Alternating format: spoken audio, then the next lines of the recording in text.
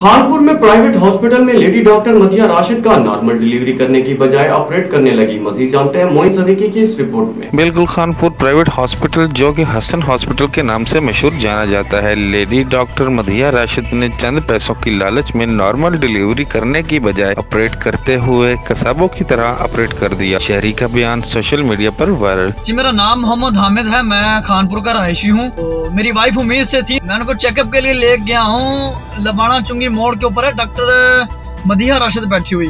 Hasan hospital के नाम से उनका हॉस्पिटल है।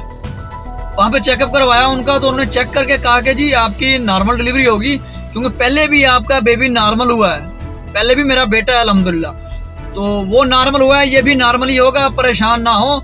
आप 19 जून को हमारे पास आ जाएं, हम इंशाल्लाह इनकी नॉर्मल डिलीवरी करेंगे। तो जनाब 19 जून को जब हम जाते हैं दोबारा वहाँ पे नॉर्मल डिलीवरी के लिए, तो 2-3 घंटे ज़ाया करने के बाद वो हमें कहते हैं कि जी आपकी वाइफ की का ऑपरेट करना पड़ेगा, बड़ा ऑपरेशन करना पड़ेगा, क्योंकि बच्चे की ना वो धड़कन बहुत कम हो रही है। ये ऐसे ही उन्होंने बातें की हैं। तो जितनी जल्दी हो सकता है आप पैसों का भी इंतज़ाम कर लें और ब्लड का भी इंतज़ाम कर लें।